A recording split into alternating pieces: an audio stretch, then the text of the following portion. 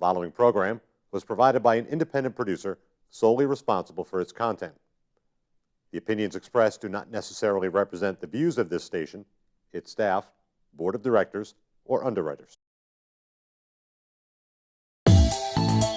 Welcome to The People's View, a program dedicated to discussing local, state, and national issues and their effect on the American people. The People's View provides a platform for state representatives and national figures to present their viewpoint. Whether it's social, economic, or financial topics, you'll hear it on The People's View.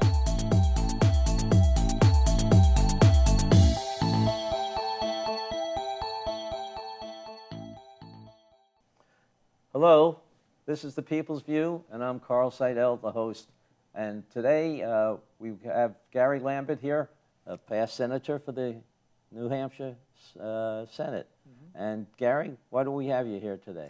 Well, Carl, first of all, thank you very much for having me on, and I presume you've invited me on because yesterday was a big day for me. I made an announcement with my wife and my two daughters and my mom together that I am going to be the Republican candidate for the 2nd Congressional District, Congress, running against Annie Kuster.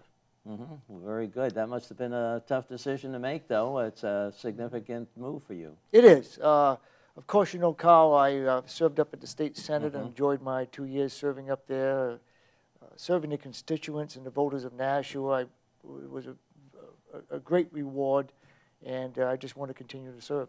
Well, I know from when I was up there, you were a hard worker. Thank you. And there were a number of committees that you served on and served well. Thank you. Thank you. What do you think you're going to add to Congress?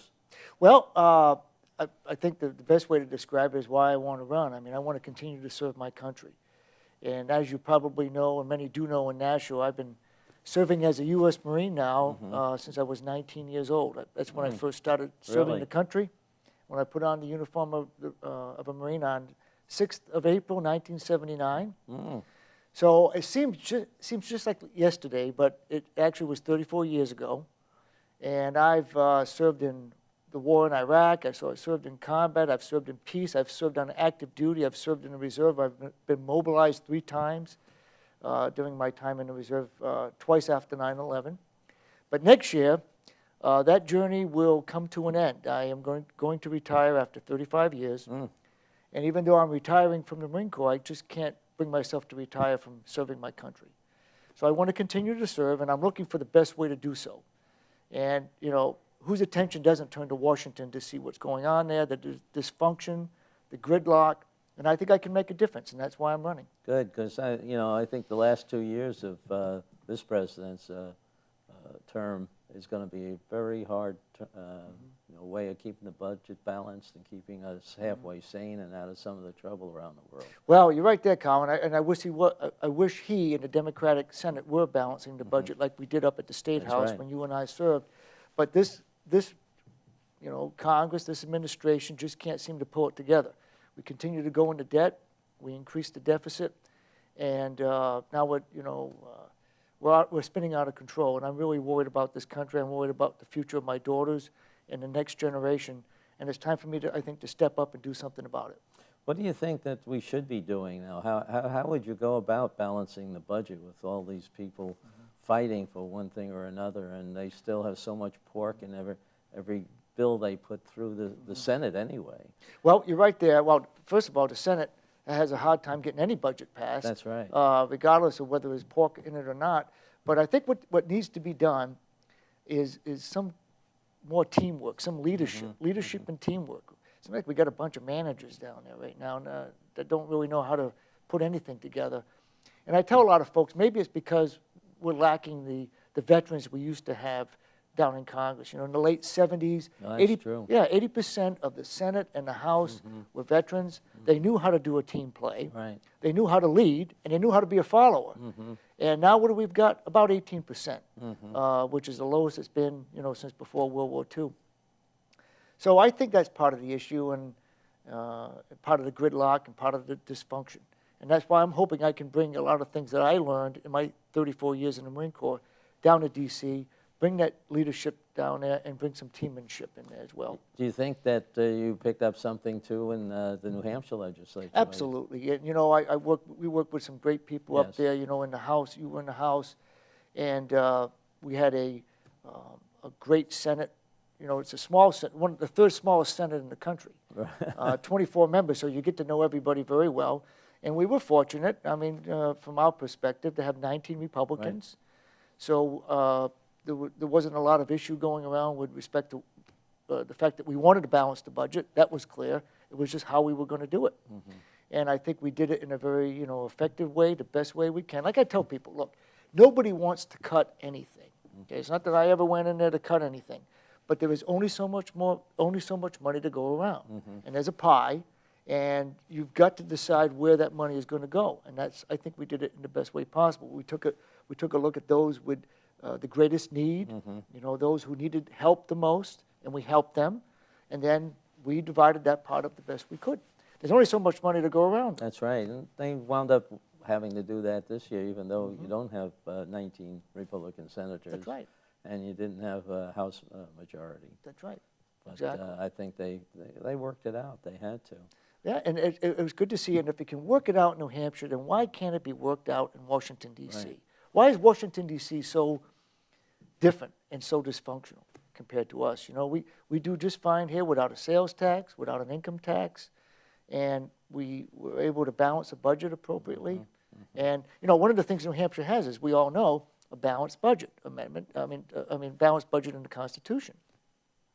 And I'm for that when I get to D.C. That's one of the things I'm going to. Oh, you're really going to attack some of those? I'm going after it. I think it's time to balance and live within our means. I agree with you, on that too. And but that's I understand there may have to be exceptions for times of war mm-hmm. or emergency, mm-hmm. but essentially, there's no reason not to live within our means. The average taxpayer out in Nashua and the rest of the 2nd Congressional mm-hmm. District is doing it. They're paying their taxes, mm-hmm. they're making ends mm-hmm. meet, and why can't Washington? That's a good question. Mm-hmm. Well, I hope to find that out. Well, one of the things that may be causing a problem is this medical program, so-called mm-hmm. Obamacare. Right.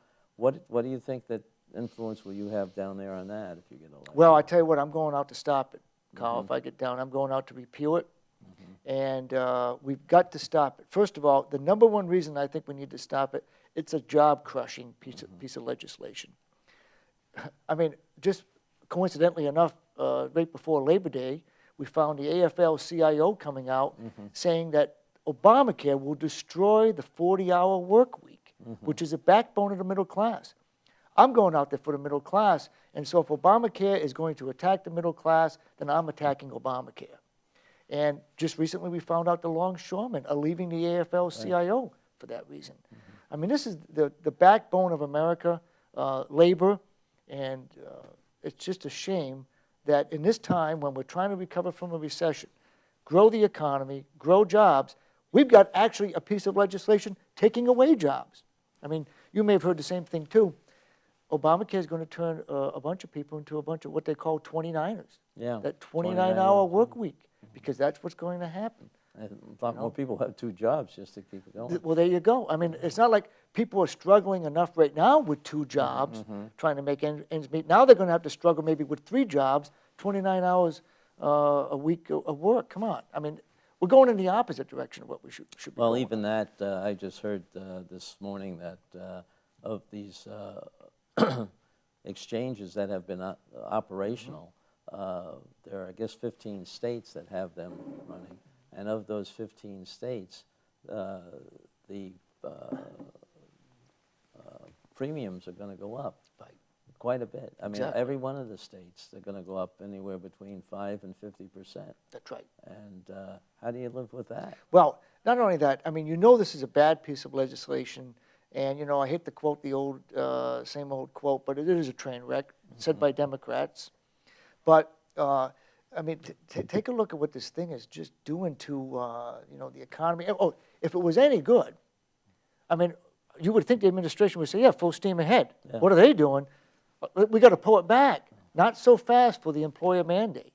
Well, not so fast for Congress. So Congress gets the exemption, and they get the federal funding, and the bennies to get to be different than the rest of America. I thought that was the point, to get Congress on the same plane, the same level as the average American. And what are they doing? Carving out a special interest group with Congress. I mean, it's got to stop, Carl. Well, it really there's some people are proposing legislation for that too, to get Congress and the whole government under the same program. Right. You would be for that. Well, then. of course I'm for it. What I find simply and absolutely amazing is the IRS workers are somehow exempt from this. The actual department and agency that's going to monitor and implement Obamacare says, not for me. It's okay for you guys and gals, but not for me. And then they're going to enforce it. Yeah. 20,000 new people. Yeah, that's and right. they're digging into your personal life more Well, than that's just ever. it. You know what?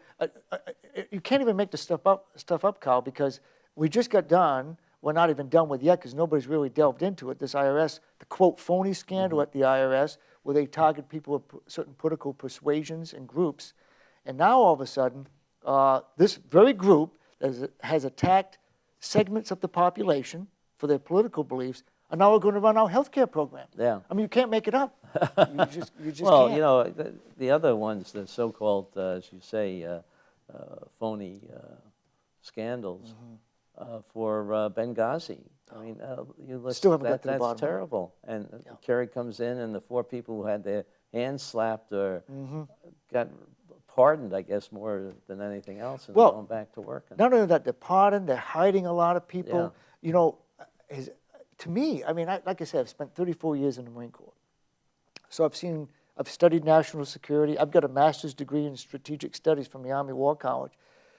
We lost an ambassador, along with some brave, you know, soldiers SEALs. and SEALs and former veterans, former service members. And what? Nothing? I mean, no investigation, no finding out why things happened like they did. And certainly no one's been brought to justice. You know, this administration now with Syria wants to lob some missiles into Syria. We haven't even found the people that killed our ambassador and our troops. Right. Or why, how that helicopter with SEAL Team 6 people on it was... That's right.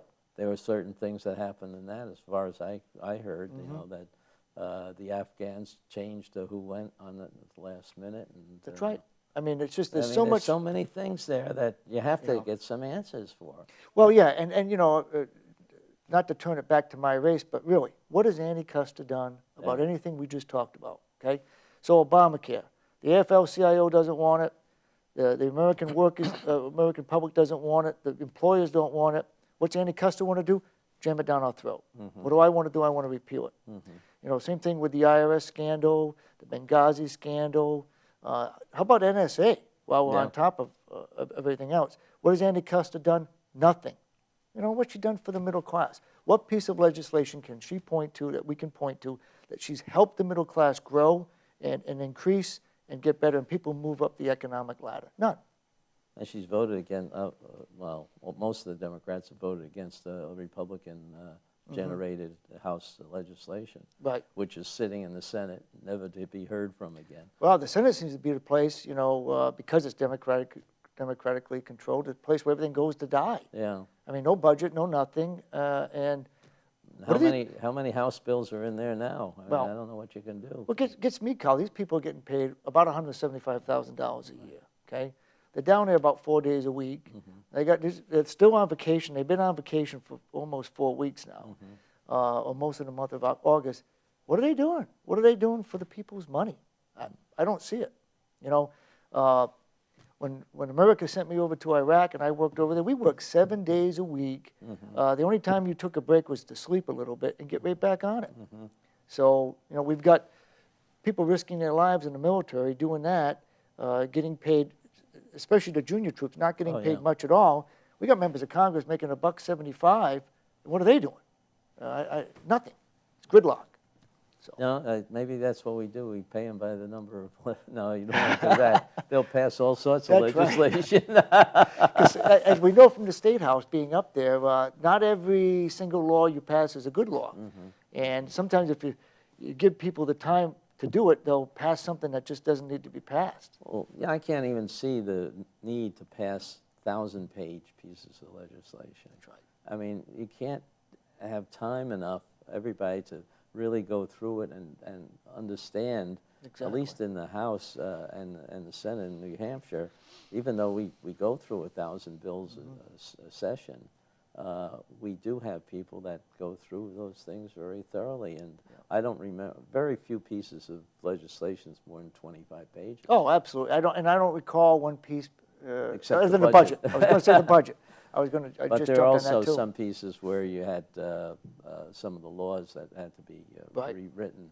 That's that right. became a little bit more complicated. But it's nothing that was brand new, like Right. Obamacare, or some of the other stuff that's going through. Well, how about the nonsense, Kyle? Whoever, when we were up at the State House, who would have ever said, hey, we need to pass this so we can know what read it's it. about, so we can read it and know what it's about? Are you kidding me? Can you imagine somebody suggesting that?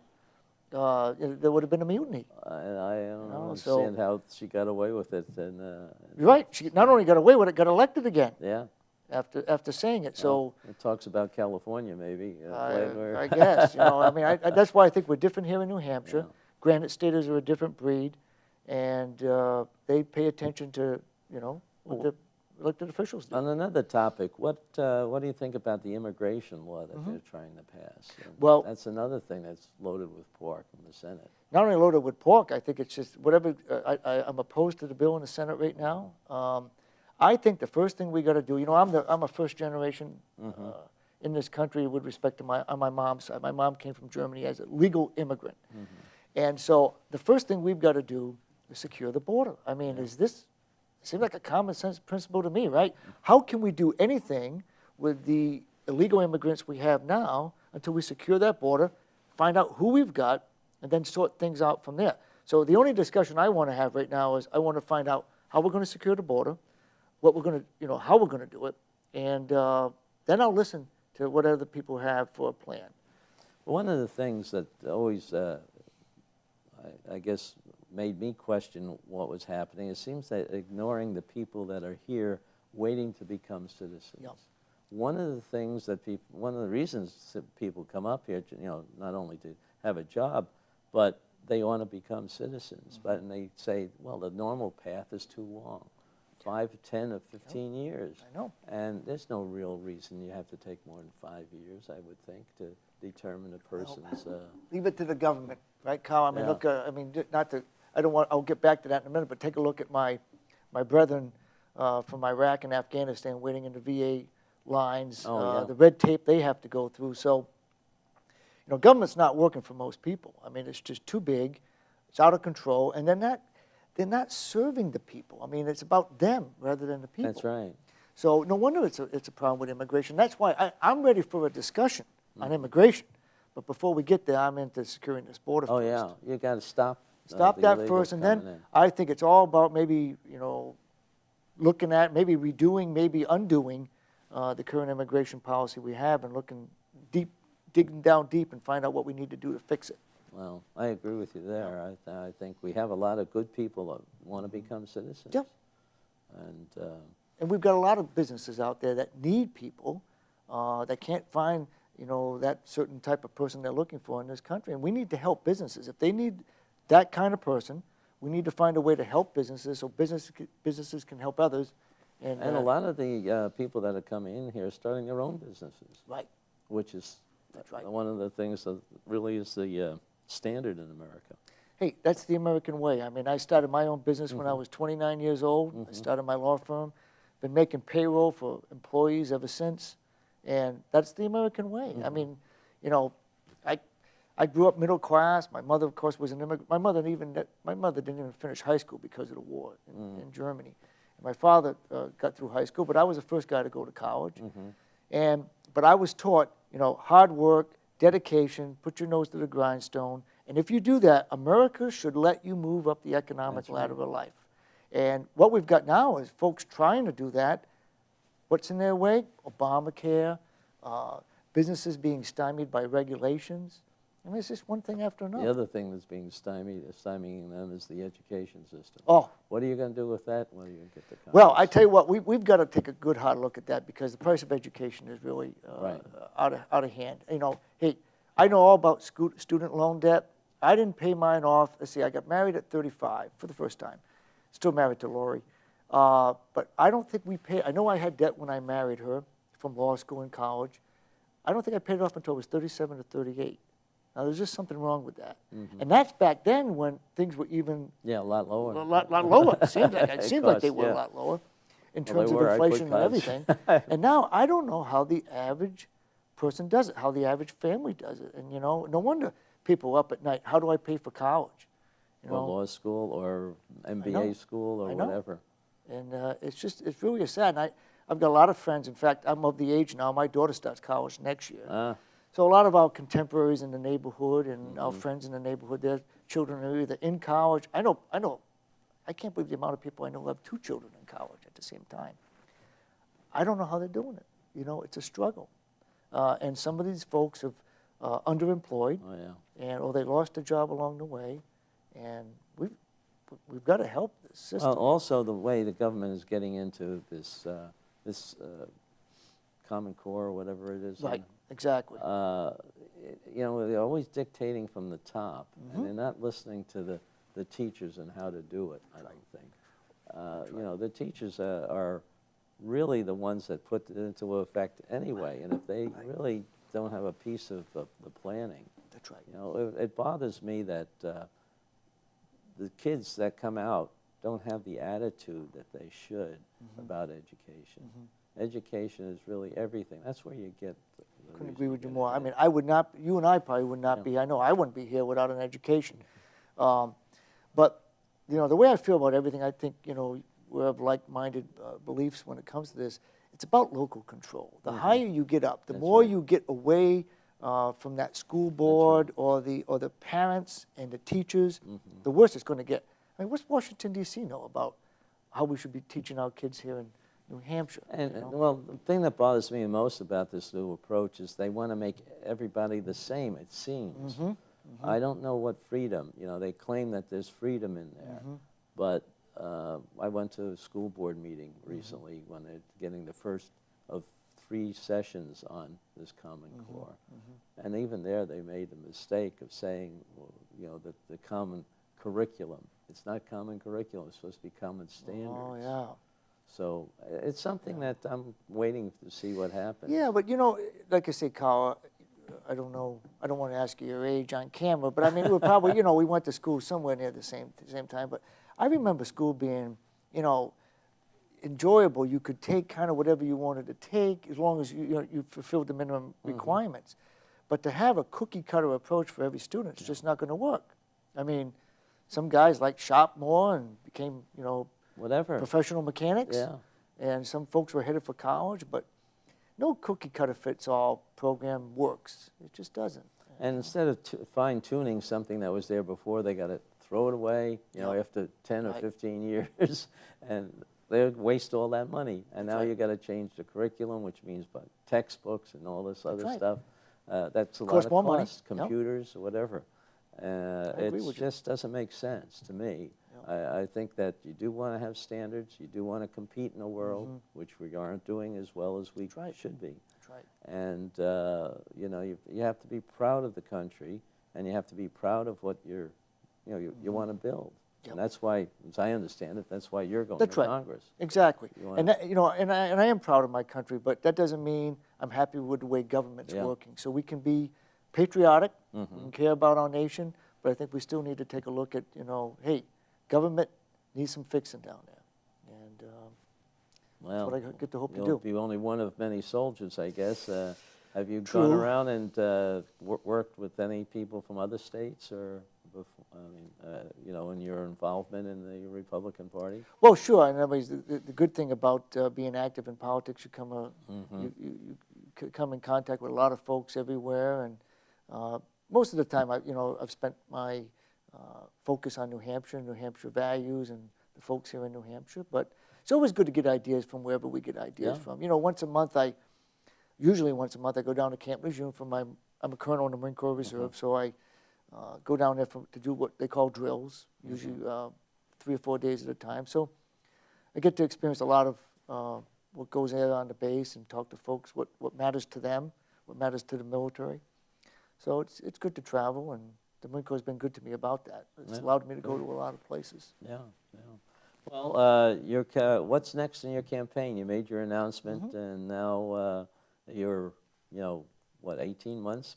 No, not quite. Nope, No. actually So about 14 months. actually 12. 12. The primary, if there Oh, will be a that's right. There'll primary, be a primary will in be September 14th of Right. next year. So I've got Okay. about a year to that, Uh-huh. and then the election will be November 4th, as I recall, that Tuesday.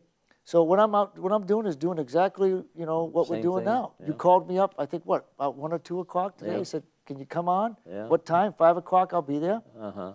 And getting out there, meeting as many folks as I can, and finding out what matters to them. One thing, people say, well, what are you going to do, and what's your plan? I'm going to do what I did when I ran for state senate and when I became a state senator, which is listen. I think not enough people listen. They think they know it all, and I know I don't. So I'm going to listen and find out what matters to people, and then hopefully take that and put it all in one package and try to implement it when I get to D.C.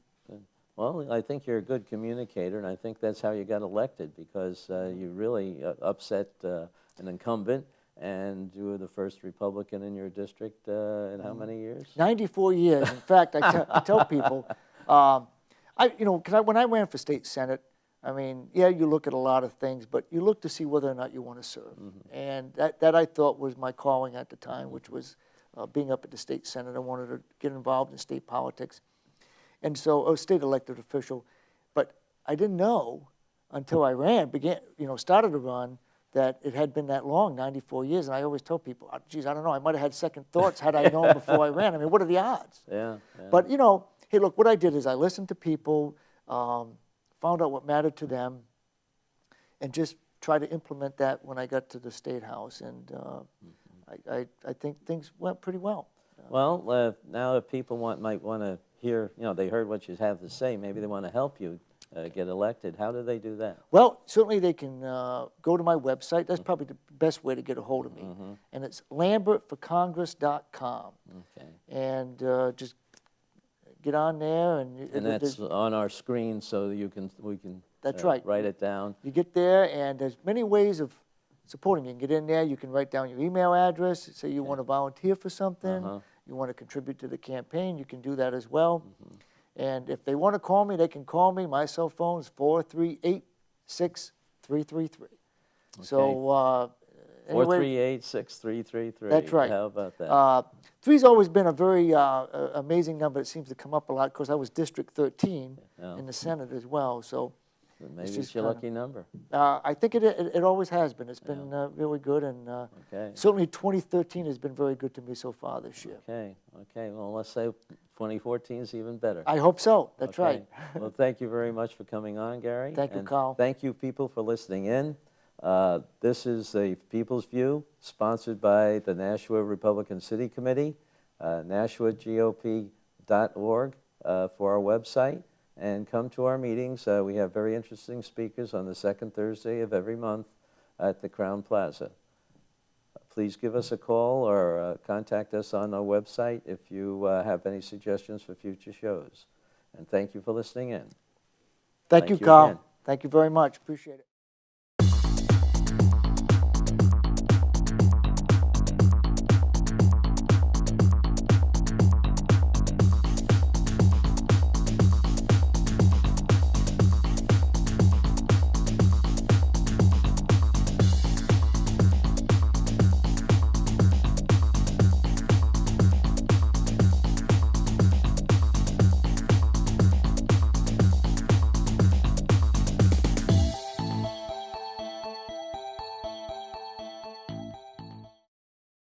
The preceding program was provided by an independent producer solely responsible for its content.